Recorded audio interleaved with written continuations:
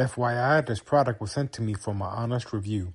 And you never know what you're going to need in an emergency, especially in a small little package that fits easily in the back of your car seat like this. Inside of the kit, you will find a safety hammer, which feels very solid. It also has a seatbelt cutter. You'll also find warning triangles, which slide into each other like so, and you set them out to warn other vehicles. And if you don't have a flashlight, don't you worry. A little one also comes in a kit, and it also comes with a battery.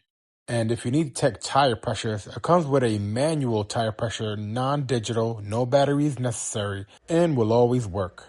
If your car dies and you need somebody to pull you, it comes with a tow rope with some heavy-duty hooks, as you can see here. And if you get injured on the road, it also comes with a first aid kit with 110 pieces. This can definitely be useful.